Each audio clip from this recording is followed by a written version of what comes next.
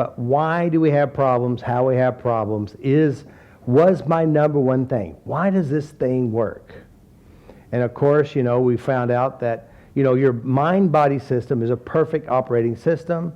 Your brain is an amazing system that is the smartest part about you, because, you have your conscious awareness right now, but it is the unconscious that is driving your whole life.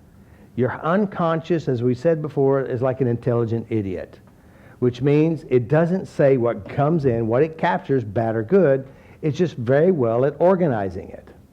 As I said, we got the limbic system. The limbic system, you got a pair of what we call the amygdalae. There's actually two of them, one on each side of the brain.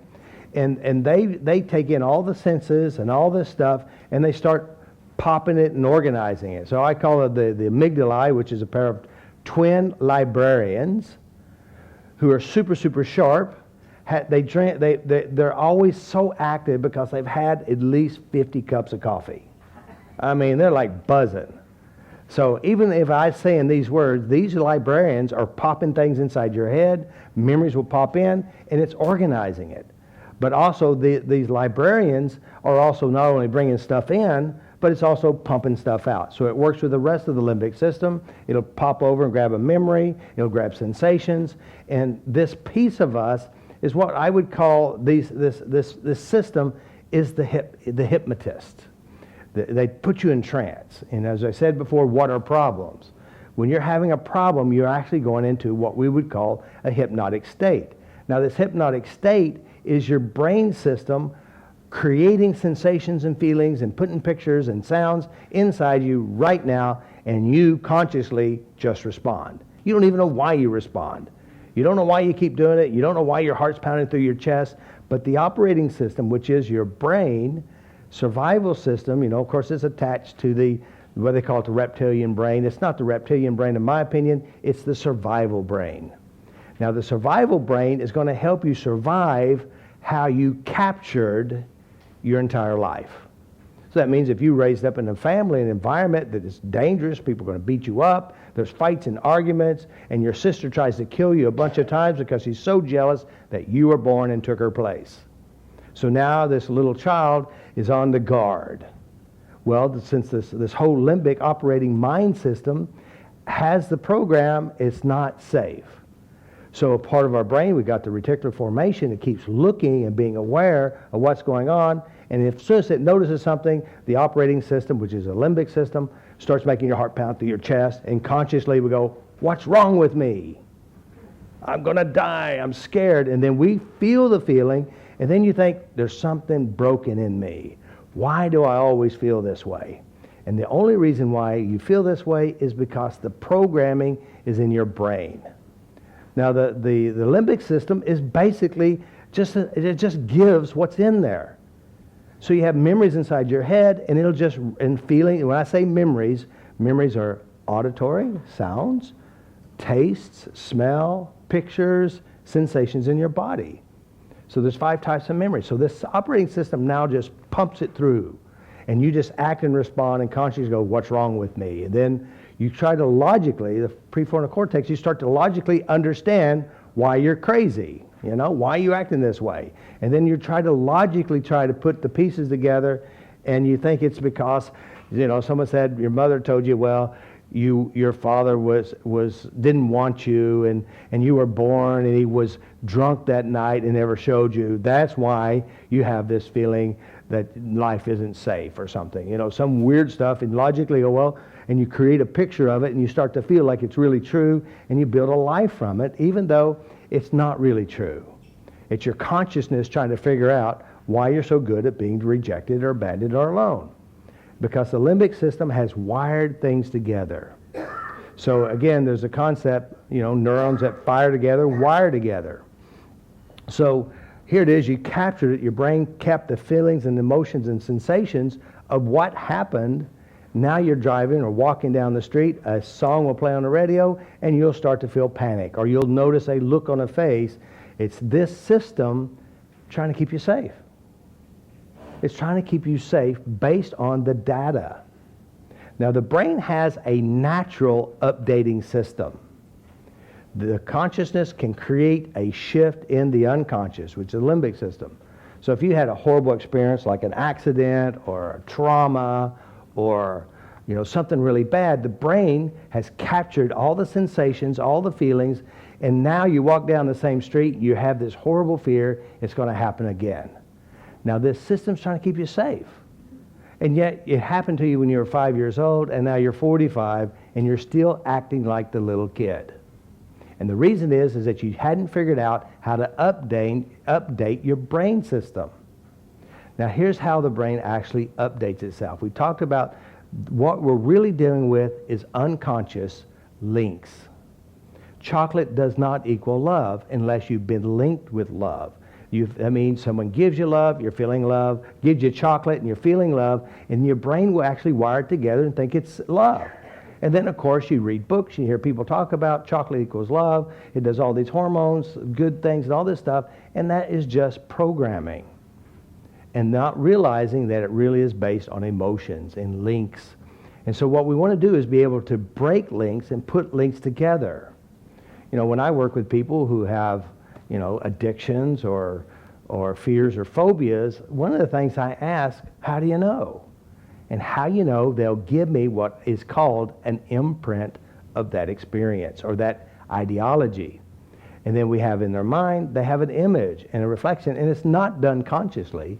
It's an unconscious response, which means I say, think of liver and onions, your brain pops in immediately some idea whether it's yes or no, beyond consciousness. And then you immediately say, no thank you, yes, give me more. Now, here it is. How do you update your brain? Now, science is really catching up with us. Now they're discovering that the brain is plastic. That means it can move, it can change, it can grow. You can update a traumatic memory very quickly if you understand how the brain wires things together. And this is a very simple example. I meet Monica, and I have a good time with Monica. We connect and we share, and I have good feelings with Monica. All right? And then three days later, I meet with Joanne. Now, Joanne, she doesn't like Monica. It reminds her of her sister. All right? And so I meet with Joanne. I said, I just met Monica the other day, and she is such a nice girl. She goes, seriously? You don't know her. She's all about herself. She's a manipulator. I had money missing out of my purse, and I saw her look at my purse one time. And then, so here it is. Now think of it. I got a good picture of Monica in my mind. I look at Monica. I have a good feeling about Monica. And then I meet Joanne.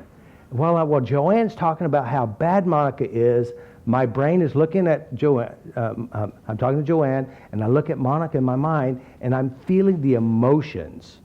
I'm seeing these pictures. And all of a sudden, my brain starts wiring the negativity to Monica. And of course, Joanne is very expressive, and you can feel the anger. And she says all these things about Monica, and yet in my brain, it's wiring these together. Next time I see Monica, all of a sudden, I just say, good thing I don't have a purse. Right? But yet, here's the truth. Joanne never spent time with Monica. Joanne never even knows Monica. And even though Monica was actually a trigger of Joanne's own childhood of her mean, abusive sister. Because again, what people do is they bring their model of the world with them, and they start to distort the world and put out what's in them upon other people. This is how the brain updates itself. Now, of course, some of you may or may not have seen where I work with people with severe PTSD, severe trauma, severe abuses. In less than 3 to 5 to 15 minutes, they can't find the trauma because we discovered the power of linking. Now, here's the deal. When you are in your stuff, when you're in your emotional trauma, your panic, your brain is sending all this information from the data of your past, and if you can actually what we call fire off something in another part of the brain, which we call defractionation, Because when you're in your pain, your hurt, your worry, you're in a hypnotic state. Your brain is making you feel something that isn't even really here. And it's because of the past. And what we want to do is we want to break the links by changing the mind. Now, you see a lot of these videos that I do where we're talking about something who had a severe emotional trauma. And they're crying and they're upset. And all of a sudden, I do something which the brain goes that way instead of this way. And it's called the mechanics of how the brain rewrites itself. It's like a joke. You know how a joke is? They're telling you a joke and you're leading your mind down through a story. And the punchline takes you in a total different direction, and it fires off different parts of the brain, and all of a sudden, boom, the emotions of the bad problem is now collapsed, and the brain will create uncontrollable, unconscious laughter. Right? This is how you can rewrite the brain, but you have to understand mental mechanics. So if you want to change your life, the simplest and the easiest way is to relink your mind. Take out the negative links, put in the positive links.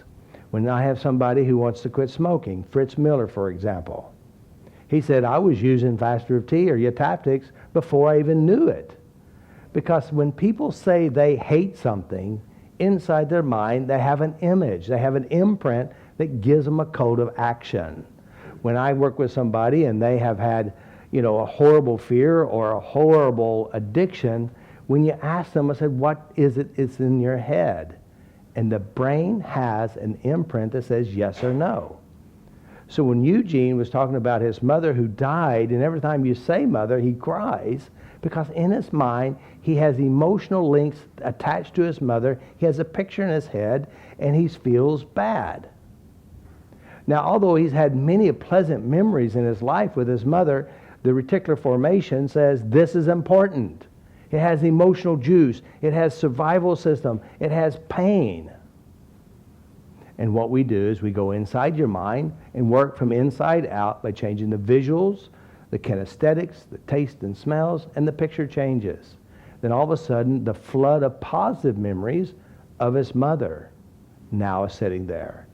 So now when he thinks of mother, he's not panicking, not sad, not crying. He has a smile on his face because he can actually feel her arms around him, hear her voice as how she says, I love you. Before, he saw a mother on a table with tubes, lifeless. By the way, which is more important?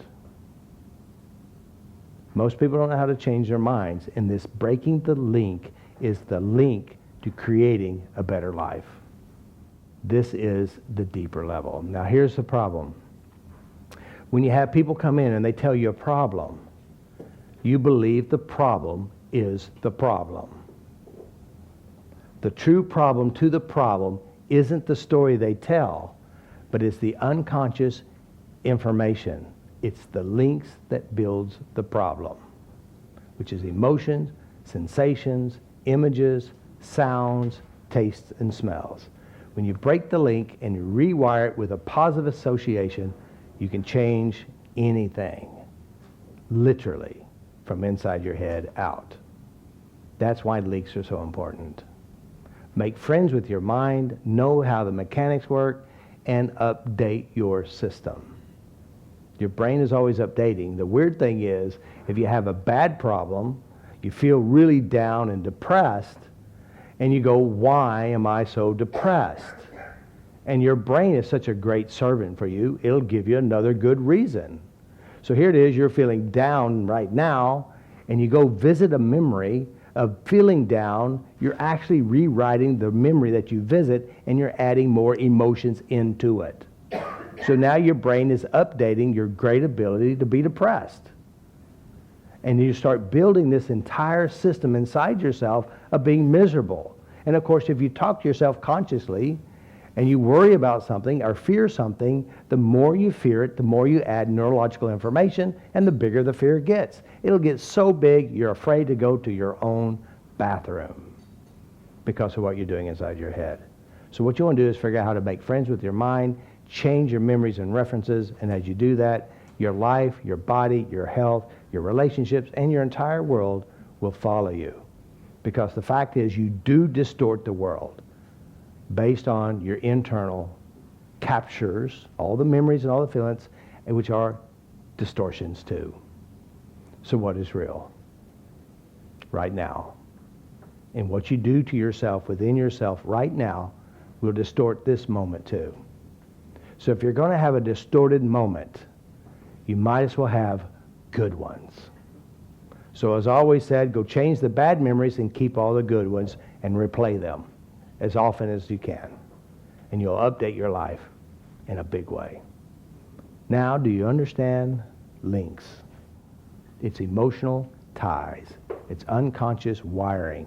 And you want to rewire your brain. Because once they wire together, they fire together, they live together. Once they wire together, they fire together, they operate together.